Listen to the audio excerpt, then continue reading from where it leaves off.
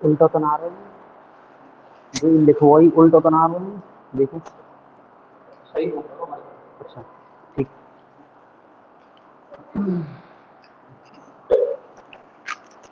चलो ठीक। हम्म।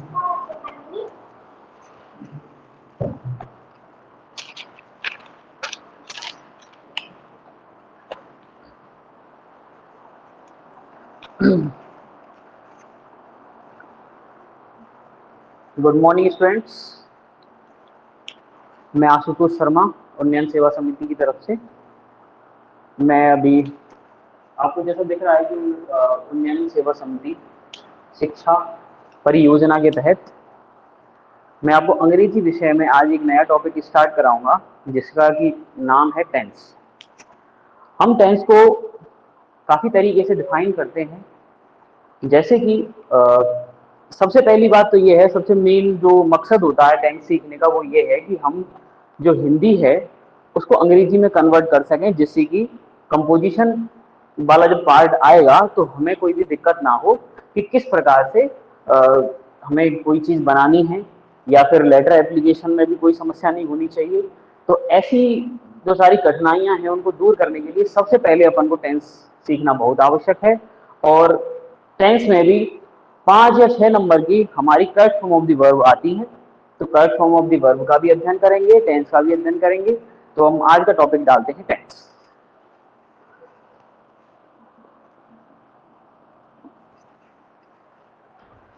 टेंस जो है वो मुख्य रूप से 3 प्रकार का होता है।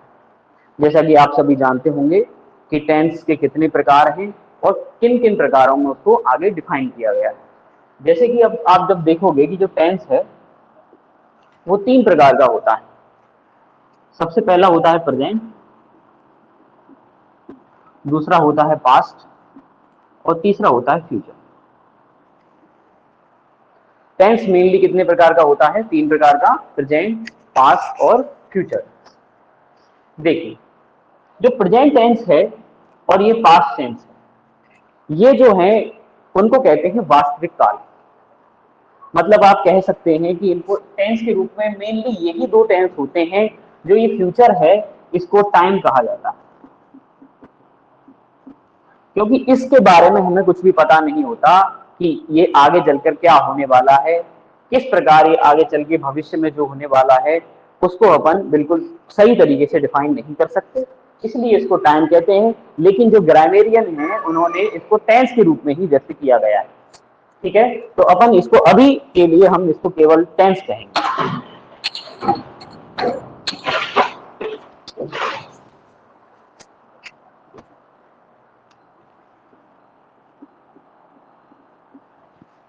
अब देखिए, टेंस में भी अलग अलग प्रकार होते हैं। जैसे कि मैं आपसे कहूं कि टेंस में कितने प्रकार के और कितना प्रकार में इसको बांटा गया है। जैसे कि सबसे पहला आता है present indefinite,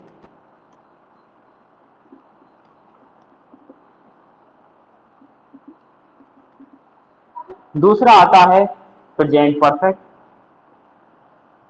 sorry continuous,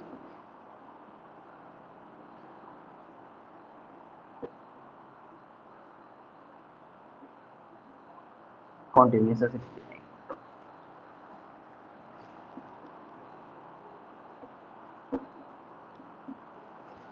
continuous फिर आता है प्रेजेंट परफेक्ट,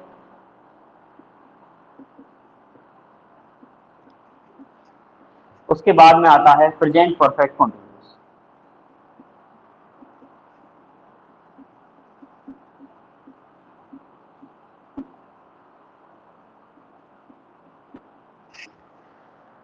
ये सारी चीजें अलग अलग टेंस के साथ में अलग अलग चलती हैं कि प्रेजेंट कॉन्टिन्यूस में क्या चलेगा, इसके नियम कैसे हैं, किस प्रकार से काम करता है, इसकी correct form of the verb किस प्रकार से काम करती है, वो सारी चीजें हम धीरे धीरे करके देखते हैं। अभी अपन सबसे पहले टॉपिक डालते हैं प्रेजेंट इंडेफिनिट टेंस।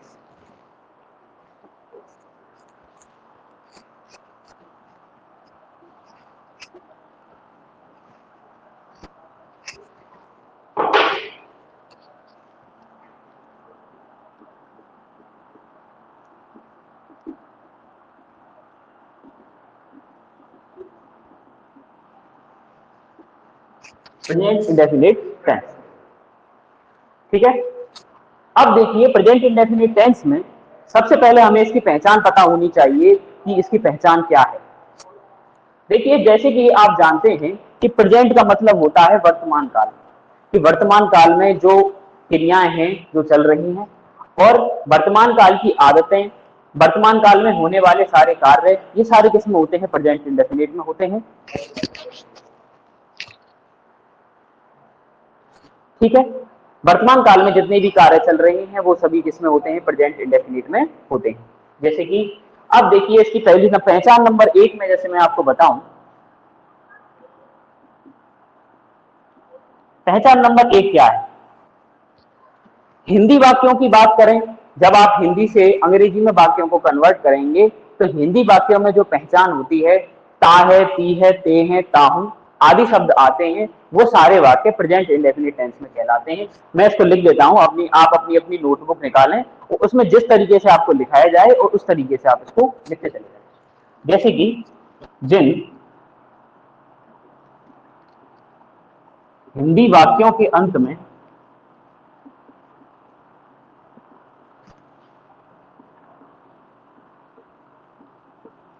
ता है, ती है, ते हैं,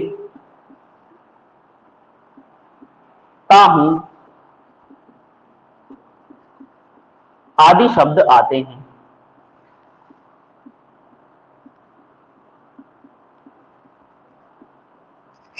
प्रेजेंट इंडेफिनिट टेंस में कहलाते हैं। जिन हिंदी वाक्यों के अंत में ता है, ती है, ते हैं, ताहू आदि शब्द आते हैं, प्रेजेंट इंडेफिनिट टेंस में कहलाते हैं। जैसे कि मैं एक वाक्य लिख देता हूं, राम पत्र लिखता है। तो आप देखेंगे कि ये वाक्य है राम पत्र लिखता है।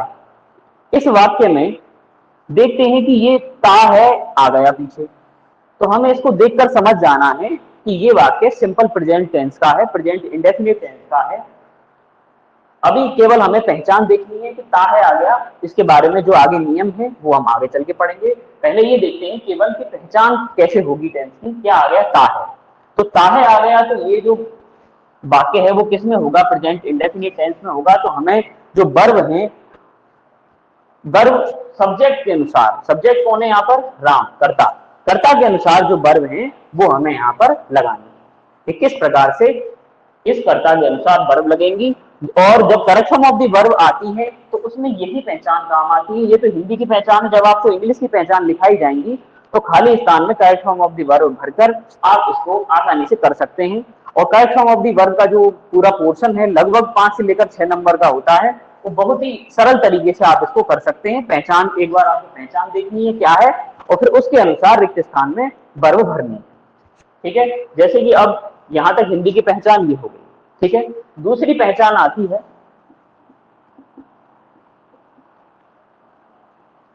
पहचान number 2।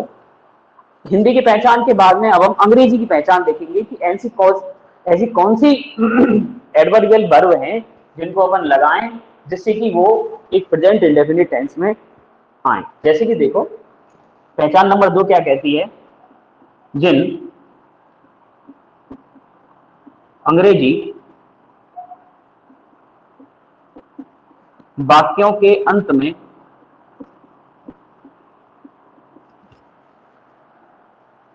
Every day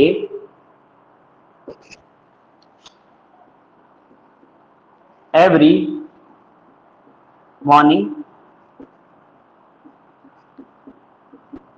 twice in a day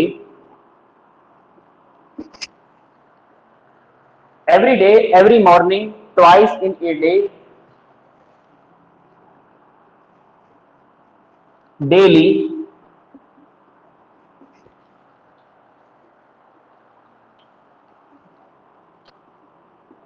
every week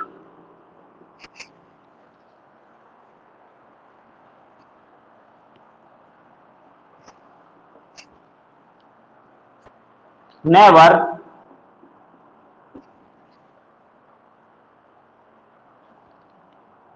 seldom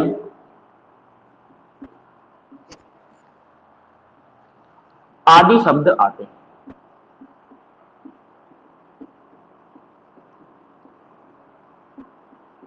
जैसे पहचान नंबर 2 क्या कहती है? जिन अंग्रेजी वाक्यों के अंत में एवरी आए, मतलब ऐसा वाक्य होना चाहिए जिसके पीछे मतलब ऐसा शब्द हो जिससे कि ये ज्ञान हो कि वो बार बार रेगुलेट कर रहा है किस चीज को, कि बार बार वह चीज दोहराई जा रही है, जिसको हम आदत भी कह सकते हैं। कि कोई व्यक्ति, जैसे मान लीजिए कि एक व्यक्ति है, वह रोजाना सुबह चाय लेता है, तो उसके लिए हम प्रेजेंट इंडेफिनिट टेंस का प्रयोग करेंगे। क्यों क्यों करेंगे प्रेजेंट इंडेफिनिट टेंस का प्रयोग? क्योंकि चाय लेना उसकी आदत है। ये अपन अभी पहचान में भी लिखाएंगे कि जिन अंग्रेजी वाक्यों के अंत में कोई पहचान कोई भी आदत सूचक शब्द हो तो उसका प्रेजेंट इंडेफिनिट टेंस का प्रयोग होता है। जैसे कि इसका मैं एक वाक्य लिखता हूं, रमेश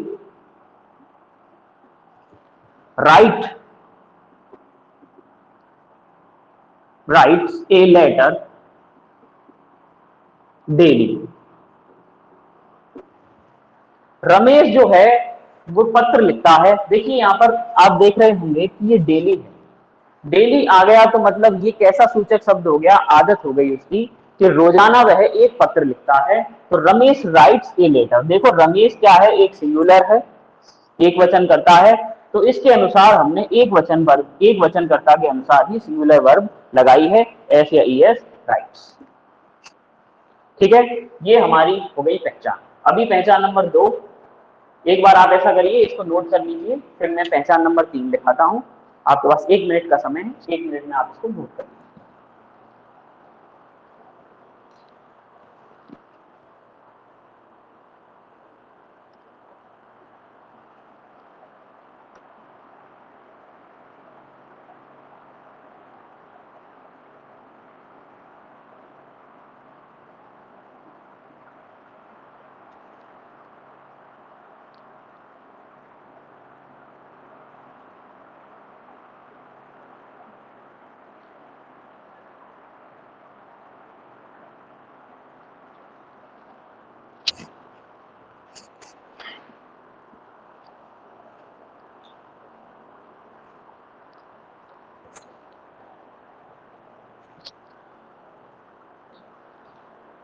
ठीक है, मैं अभी इसको मिटा देता हूं।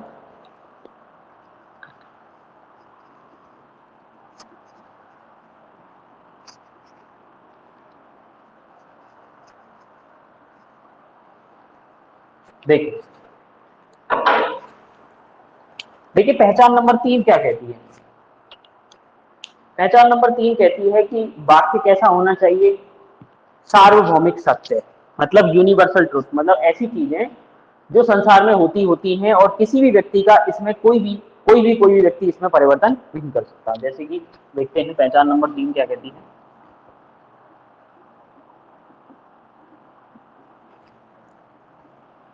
देखेंगे सार्वभौमिक सत्य कथन।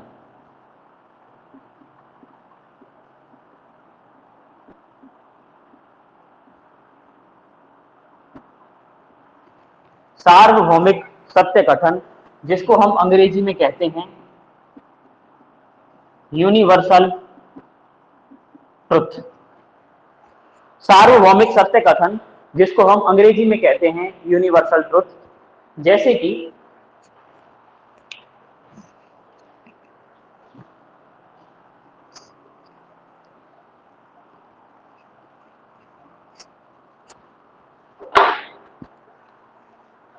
मैं एक वाक्य लिख देता हूं कि अर्थ खाली जगह अराउंड द सन। कोष्टक में जैसे मैं लिख देता हूं मूव। देखिए ये वाक्य, अर्थ खाली जगह अराउंड द सन। अब ये वाक्य correct form of the verb का वाक्य है और इसकी पहचान हम कैसे करेंगे कि अर्थ मतलब क्या होती है, पृथ्वी, अराउंड मतलब चारों ओर, ऑफ द सन मतलब सूरज की। कोष्टक में आपको लिख दिया गया है मूव, तो हमें इस मूव की वर्ब लगानी है। यही परीक्षा की दृष्टि से ऐसे ही वाक्य हमारे परीक्षा में आते हैं। देखिए अर्थ, अब ये कैसा वाक्य हो गया, सार्वभौमिक सत्य कथन हो गया। तो इसके लिए देखो अर्थ को क्या मानेंगे, सिंगुलर या प्लूरल, इसको सिंगुलर मानेंगे और इसके अनुसार इसमें वर्ब लगाएंगे तो ये लगेगी moves. Earth moves around the sun, यही है सार्वभौमिक सत्य कथन। ठीक है, पहचान नंबर 4 लिखेंगे। पहचान नंबर 4 क्या कहती है, ऐसे वाक्य जिनसे किसी व्यक्ति की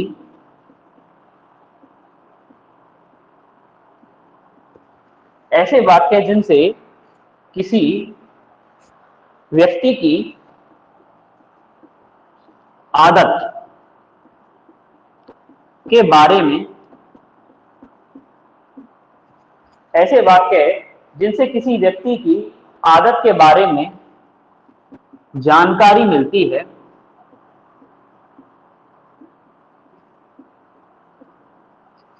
ऐसे वाक्य जिनसे किसी व्यक्ति की आदत के बारे में जानकारी मिलती है, वे वाक्य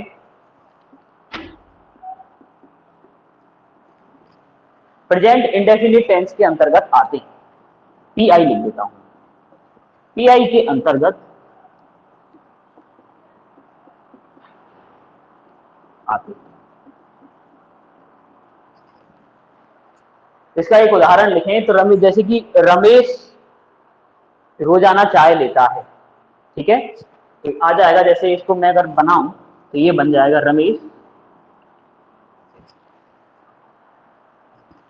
टेक्स टी डेली। रमेश जो है वो रोजाना चाय लेता है, Ramesh takes tea daily. Note कर लीजिए एक बार।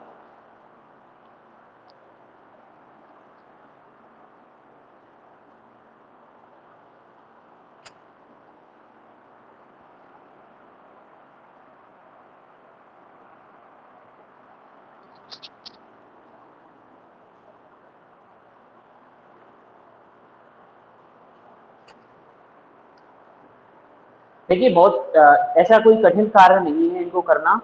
आप इनकी पहचानों को याद करें, पहचानों को याद करने के बाद में जो नियम लिखाए जाएं उनके अनुसार correct form of the verb आसानी से भर सकते हैं। ऐसा कोई भी ज्यादा बड़ा काम नहीं है, केवल आपको ये पहचान याद रखनी है कि 4 तरीके से एक पहचान याद हो सकती है। सबसे पहला तो आपको ध्यान हो जाएगा पहले ही कि यूनिवर्सल ट्रुथ, जितने भी सार्वभौमिक सत्य हैं, जैसे कि पृथ्वी सूर्य के चारों ओर चक्कर लगाती है। एक वाक्य आता है टाइम एंड टायर्ड वेट्स फॉर नन। टाइम का मतलब होता है समय, टायर्ड का मतलब होता है ज्वार भाटा। समय और ज्वार भाटा किसी का इंतजार नहीं करते, तो ये क्या है, सार्वभौमिक सत्य कथन है, इसीलिए यहाँ पर प्रेजेंट इंडेफिनिट की वर्ब आई। दूसरा क्या है, किसी भी व्यक्ति की आदत हो, जैसे कि कोई व्यक्ति रोजाना चाय लेता है या कोई भी व्यक्ति रोजाना खेलने जाता है, ऐसे ही जो वाक्य होते हैं वो सभी वाक्य प्रेजेंट इंडेफिनिट टेंस के अंतर्गत आते हैं। ये हमारी यहां तक हो गई पहचान। अब पहचान के बाद में हम नियम करेंगे कि किस प्रकार से सब्जेक्ट के साथ में कौन कौन सी वर्ब कैसे कैसे है।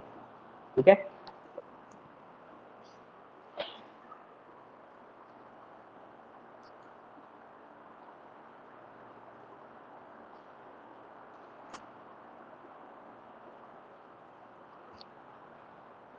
ठीक है, मैं मिटा देता हूं इसको। अब अगर किसी ने लिख लिया हो तो आप हैंड्स अप करिए।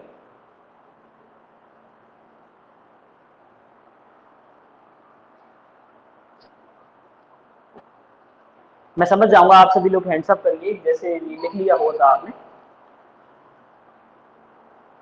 ओके ओके, बिल्कुल ठीक, डाउन कर लीजिए।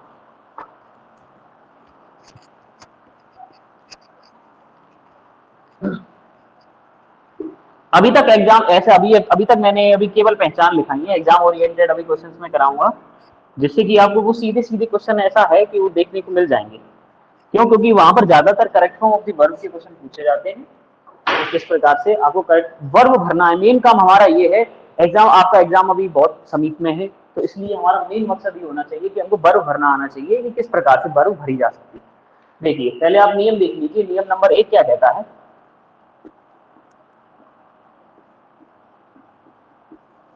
देखिए, पहले तो इसकी वर्ब पता होनी चाहिए। तो मुख्य क्रिया की तो देखिए फर्स्ट फॉर्म लगती, और सिंगुलर के साथ में क्या लगता है, प्लूरल के साथ में क्या लगता है, अगर वाक्य नकारात्मक हो जाए तो क्या लगेगा, अगर वाक्य प्रश्नवाचक हो जाए तो क्या लगेगा, ये सारी चीजें अभी हम नियम के अनुसार देख लेते हैं। सबसे पहला नियम ये कहता है कि इन वाक्यों में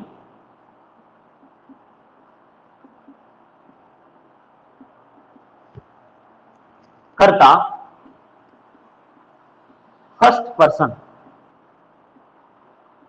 देखिए ये आपने अगर पढ़ा हो, फर्स्ट 3 प्रकार के पर्सन होते हैं, फर्स्ट पर्सन, सेकंड पर्सन और थर्ड पर्सन। फर्स्ट पर्सन में आते हैं आई और वी, सेकंड पर्सन यू, और थर्ड पर्सन होता है ही शी इट और दे। ठीक है, तो फर्स्ट पर्सन मैं लिख भी देता हूं, आई कॉमा वी तथा बहुवचन कर्ता के साथ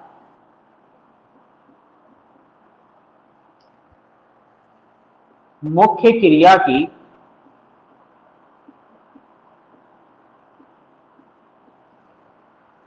फर्स्ट फॉर्म का प्रयोग होता है। नियम नंबर 1 क्या कहता है? इन वाक्यों में कर्ता अगर फर्स्ट पर्सन हो, एक वचन करता हो, सॉरी, फर्स्ट पर्सन का मतलब आई और वी, और बहुवचन करता हो, तो उसमें मुख्य क्रिया की फर्स्ट फॉर्म का प्रयोग करते हैं। अगर दूसरे नियम में हम देखेंगे कि अगर कर्ता कैसा हो, एक वचन करता हो और थर्ड पर्सन हो, तो उसमें एस या ईएस का प्रयोग किया जाता है, जिससे कि वो भी कैसे, कर्ता के अनुसार। देखिए दूसरा नियम क्या कहता है,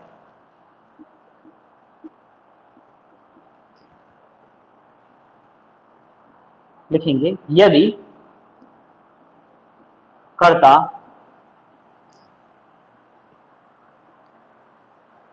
देखिए यहाँ पर जो हमने पहला वाला नियम लिखा है, इसमें आप एक यू और जोड़ लेना, मतलब फर्स्ट पर्सन और सेकंड पर्सन, क्योंकि यू के साथ में भी कैसा लगता है, यू को भी बहुवचन में लेके चलते हैं, तो अपन यहाँ पे भी यू का भी प्रयोग, यू को भी लगा देंगे पहले वाले नियम में। दूसरा देखते हैं, यदि कर्ता थर्ड पर्सन, यदि कर्ता थर्ड पर्सन, जैसे ही, शी, इट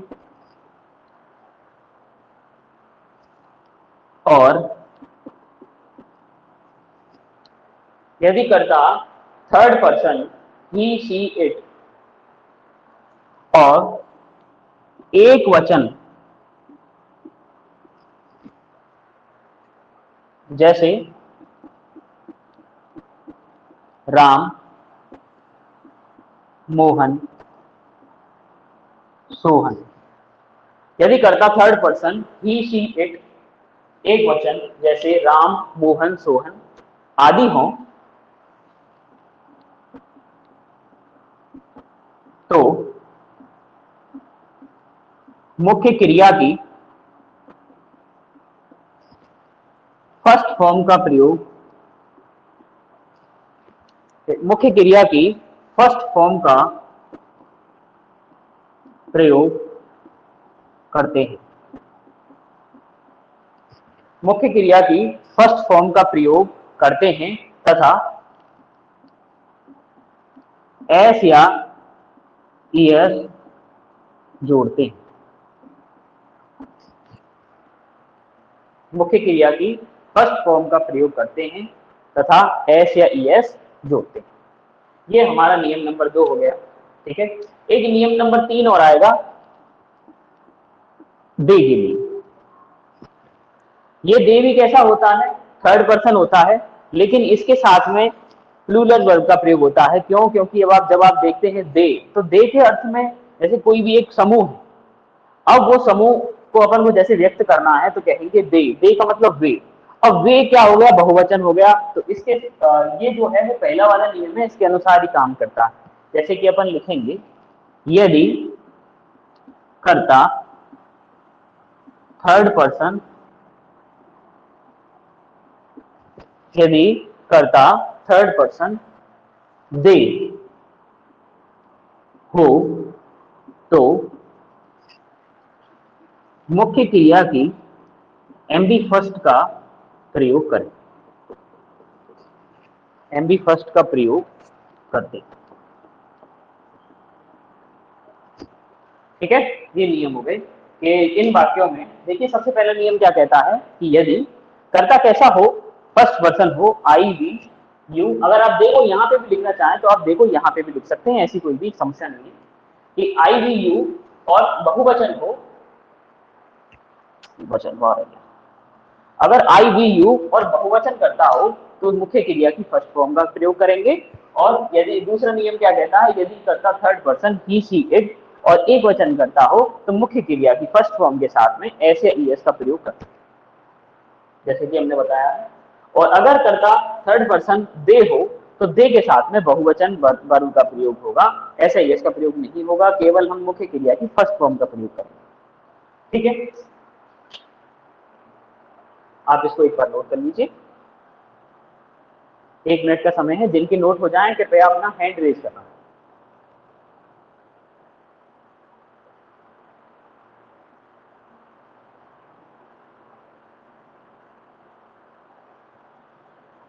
बिल्कुल,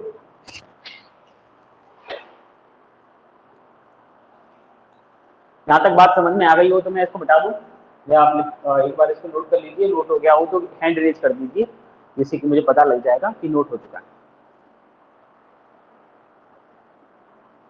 बिल्कुल चलो।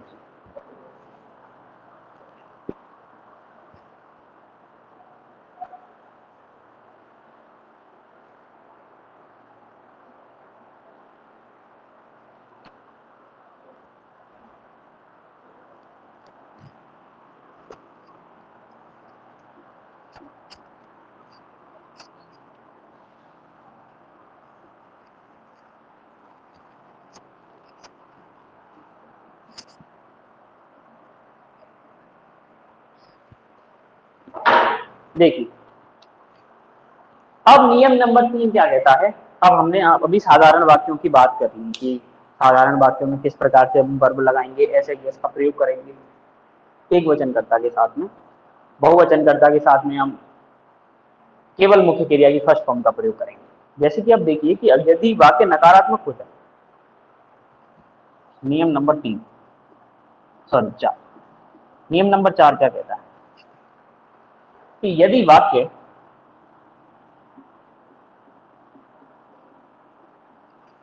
नकारात्मक हो,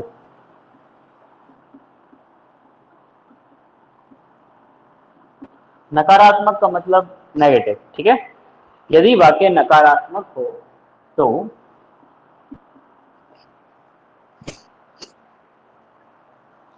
आई कॉमा वी यू और दे। यदि वाक्य नकारात्मक हो तो आई वी यू और दे तथा बहुवचन कर्ता के साथ यदि वाक्य आई वी, यदि किसी वाक्य में आई वी यू दे हो और बहुवचन करता हो तो डू नॉट का प्रयोग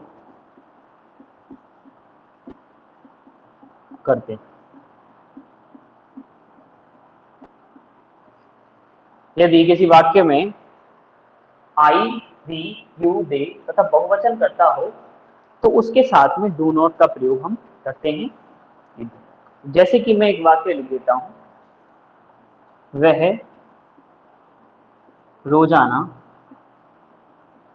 विद्यालय नहीं जाता है।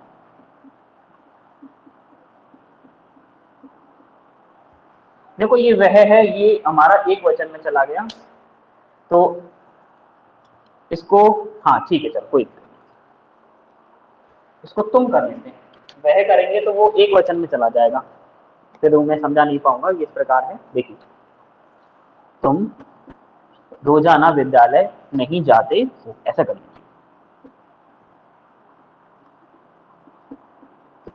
देखो जब इसको वाक्य को बनाएंगे तो देखो किस प्रकार से बनाएंगे। तुम का मतलब क्या होता है, यू। हमने अभी क्या बताया था कि अगर आई भी यू दे हो तो उनके साथ में क्या लगाते हैं, डू नॉट का प्रयोग करते हैं। जैसे कि तो इसमें लिखेंगे you do not go to school daily. You do not go to school daily. तो ये कैसा वाक्य हो गया, नकारात्मक वाक्य हो गया। ठीक है। नियम नंबर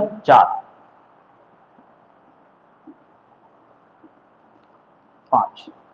नियम नंबर 5 क्या कहता है। अब हमने बहुवचन के बारे में देख लिया कि बहुवचन करता है तो अपन कैसे किस प्रकार से करेंगे। अगर करता एक वचन हो तो अपन क्या लगाएंगे वो देखते हैं। लिखेंगे यदि वाक्य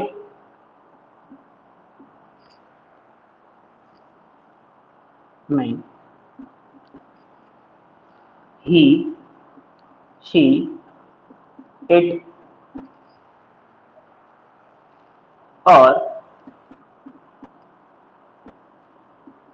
एक वचन, यदि किसी वाक्य में ही, शी, इट और एक वचन करता हो तो डज नॉट का प्रयोग, तो डज नॉट का प्रयोग करते हैं। यदि किसी वाक्य में ही, शी, इट और एक वचन करता हो तो हम डज नॉट का प्रयोग करते हैं।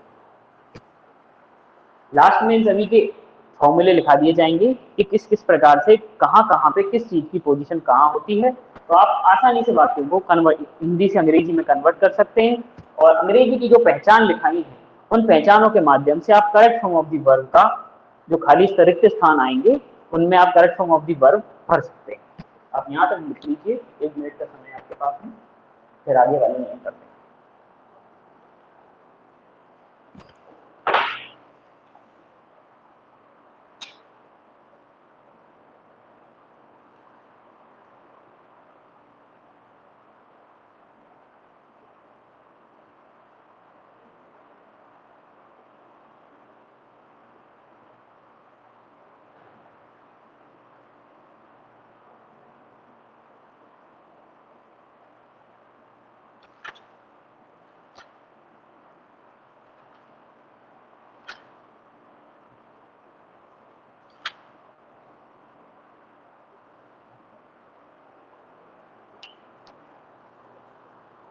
हाँ जी, लिख लिया हो तो कृपया अपना हैंड रेज करेंगे।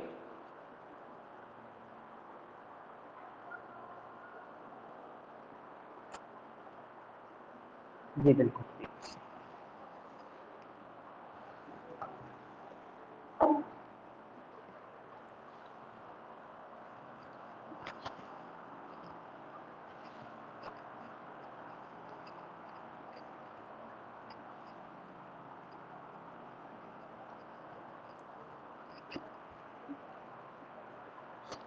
देखिए नियम, अगला नियम क्या कहता है।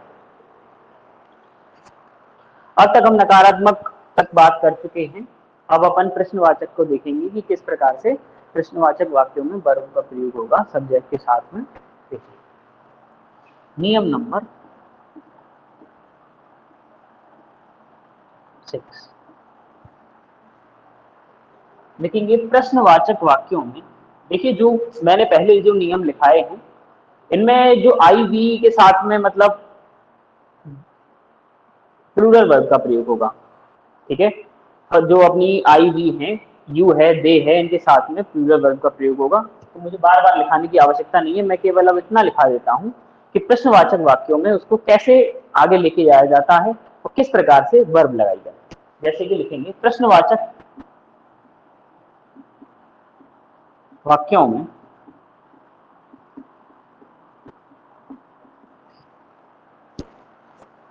कर्ता से पहले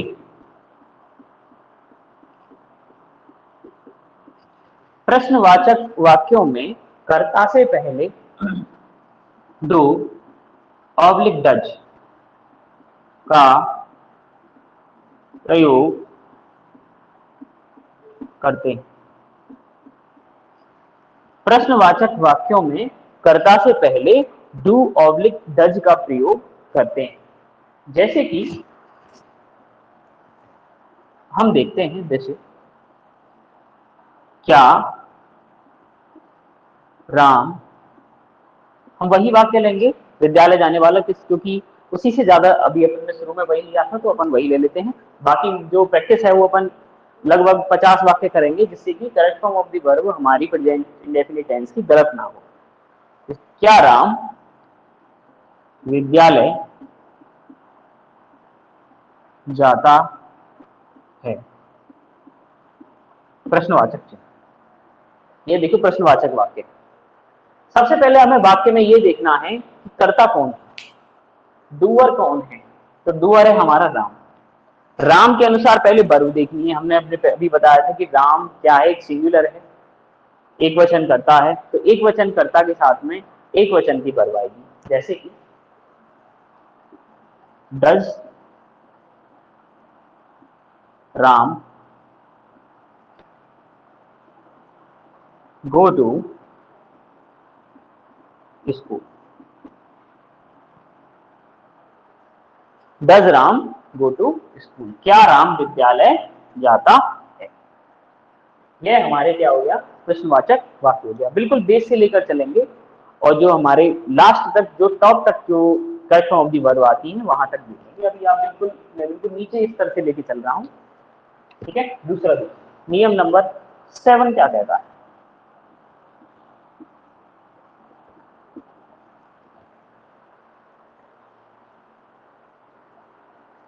नियम नंबर 7 ये कहता है कि यदि वाक्य में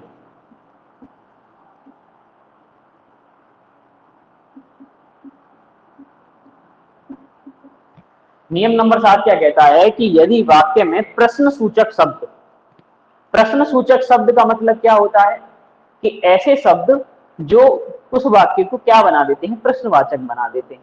जैसे कि प्रश्न सूचक शब्द, यदि किसी वाक्य में प्रश्न सूचक शब्द जैसे what, when, where, which, how many, how much आदि, वाई, हाउ, ये सारी चीजें है ना। मतलब वो जो वाक्य है उसमें ये प्रश्न सूचक शब्द अगर उपस्थित हैं तो उस वाक्य में क्या करते हैं। देखिए आदि वाक्य में, आदि, आदि उपस्थित हो, ऐसे लिखेंगे आदि उपस्थित हों। यदि किसी वाक्य में प्रश्न सूचक शब्द what, when, where, which, how many, how much आदि उपस्थित हों तो इनका प्रयोग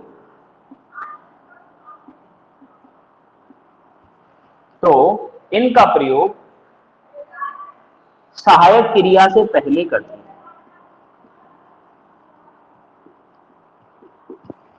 इनका प्रयोग सहायक क्रिया से पहले करते इनका प्रयोग सहायक क्रिया से पहले करते हैं। नियम नंबर 6 क्या कहता है कि अगर वाक्य कैसा हो, प्रश्नवाचक हो, तो प्रश्नवाचक हो तो प्रश्नवाचक में क्या करते हैं, सहायक क्रिया, इसको अपन हेल्पिंग वर्ब कहते हैं। इंग्लिश में अगर बात करें इसको हेल्पिंग वर्ब कहते हैं, और इसके साथ में जो क्रिया लगाई जाती है उसको मेन वर्ब कहते हैं। ठीक है। यदि अगर ऐसा हो तो अपन क्या करते हैं, इसको सहायक क्रिया को कर्ता से पहले लगा देते हैं। अगर वाक्य WH वाला हो, वाट, व्हेन, वेयर, ये वाले वाक्य हो, तो इसमें क्या करते हैं, कर्ता को वाट, फिर उसके बाद में सहायक क्रिया, फिर उसके बाद में क्या आता है, कर्ता आता है। इस प्रकार से इसको व्यवस्थित किया जाता है। जैसे कि मैं आपको एक वाक्य लिखा देता हूं,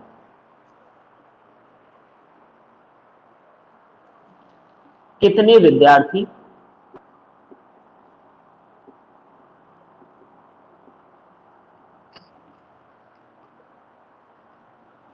रोजाना, ये फ्रेम में आ रहा है क्या, चला जाएगा, कितने विद्यार्थी, जिसमें मैं ऊपर लिख सकता हूं,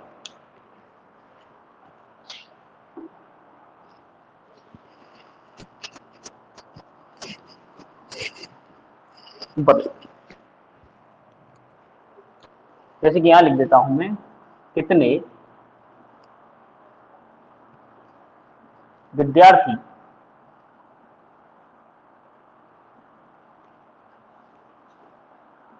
रोजाना खेलते हैं।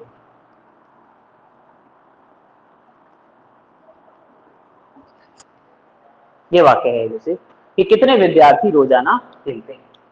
तो कितने के लिए क्या आएगा, देखो अगर कोई भी, जैसे कि मान लीजिए अगर कोई भी मात्रा है तो मात्रा के लिए हाउ मच का प्रयोग करेंगे। अगर कोई भी संख्या है, काउंटेबल है, तो उसको हाउ मेनी का प्रयोग करेंगे। जैसे यहां लिखेंगे हाउ मेनी स्टूडेंट्स, यहां तक, ठीक है। हाउ मेनी स्टूडेंट्स, अब बताइए क्या आएगा, डू डज में से, क्योंकि स्टूडेंट्स कैसा है, प्लूरल है, बहुवचन, तो क्या लिखेंगे, डू प्ले डेली, और प्रश्नवाचक कि how many students do play daily.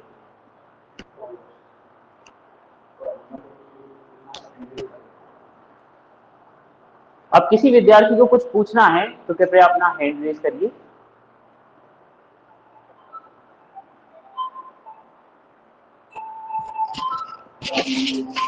Hello, हाँ जी, बोलिए, आपका क्या नाम है आपका। हेलो सर, मैं रेखा यादव तिजारा हाँ से। हाँ बोलिए, हाँ बोलिए बोलिए। सर, आप इंग्लिश वाले वर्ड थोड़े बड़े लिखा करो, समझ में नहीं आ रहे। ओके ओके, मैं ध्यान रखूंगा, आगे से ध्यान रखूंगा, थोड़े हाँ, से बड़े लिखूंगा। ओके। हाँ जी, मैंने और कोई क्लास प्रश्न। स्टार्ट होते ही हैंड ऊपर किया था, लेकिन आपने देखा नहीं बोलने के हाँ हाँ, लिए। कोई बात नहीं, अपन जब आगे से करेंगे तो थोड़ा बड़े लिखूंगा। हाँ जी, और कोई।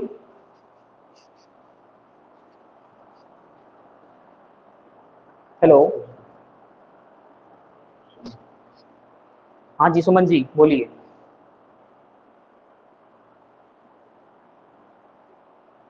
हेलो, ठीक।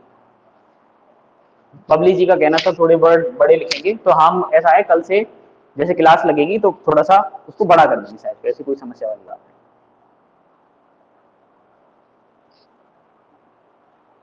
और किसी को कुछ पूछना है बेटा।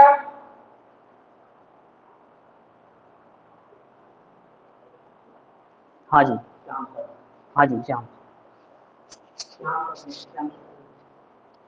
हेलो,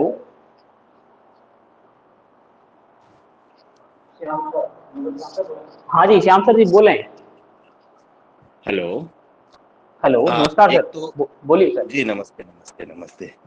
एक तो सभी स्टूडेंटों से भी मेरा आग्रह है कि आप लोग और भी जो आपके साथी लोग जो रह रहे हैं, जो क्लास अटेंड नहीं कर रहे हैं, उनको आप सब बोलें प्लीज, ताकि ज्यादा से ज्यादा आप क्लास ज्वाइन करेंगे तो हमें बहुत खुशी होगी। हम और उचित प्रबंध इसके लिए करेंगे। हम पिछले 15 दिनों से बराबर प्रयासरत हैं कि अच्छे से अच्छी सुविधाएं के माध्यम से आप लोगों तक शिक्षण कार्य पहुंचे, और उसके लिए हम बराबर प्रयासरत हैं। हम काफी सारे इसके लिए जितने भी संसाधन चाहिए वो सब हमने जुटाए हैं। तो आप लोगों से मेरा ये आग्रह है कि आप ज्यादा से ज्यादा अपनी और जो साथी लोग जो ज्वाइन नहीं कर रहे हैं, अपने अपने विषय की सभी कक्षाएं आप सभी लोग ज्वाइन करें। उसके लिए आप सभी लोग, आप एक दूसरे को आप बोलें, जो भी आपके टच में है और वो क्लास ज्वाइन नहीं कर रहे हैं, वो आप लोग उनको बोलें। और जी। जो क्लासें चल रही हैं उसमें कहीं भी आपको दिक्कत होती है, किसी भी तरह की जो प्रॉब्लम आप महसूस करते हैं, उसको आप क्लास खत्म होने के दौरान लास्ट के 10 मिनट या 5 मिनट आपके साथ बातचीत करने के लिए रखे जाएंगे। उसमें आप अपना जो भी दिक्कत है वो बताएं, जो भी इसमें समझ में नहीं आए वो आप बताएं, सर से आप पूछें। क्लास शुरू होने से लास्ट तक आपके जो भी क्वेश्चंस रहते हैं, जो भी पॉइंट ऐसे रहते हैं कि वो क्लियर नहीं होते हैं, प्लीज आप उसको नोट करिए। और नोट करने के बाद जैसे ही क्लास खत्म होती है और सर अलाउंस करते हैं आपको बोलने के लिए, बात करने के लिए, उस समय आप वो क्वेश्चंस रखिए और उनको आप वहीं पे सर के साथ बातचीत करके आप क्लियर करिए। एक एक करके आप बोलें। बहुत सारे क्वेश्चंस एक ही के द्वारा बोले गए क्वेश्चंस काफी लोगों के भी होते हैं, तो आप एक एक करके बोलें। और अपना क्वेश्चन बता करके, बोल करके आप अपना माइक वापस से म्यूट कर लेंगे, ताकि सर जब बोलेंगे तो किसी तरह का डिस्टरबेंस नहीं होगा। तो ये सब सुन पा रहे हैं आप लोग?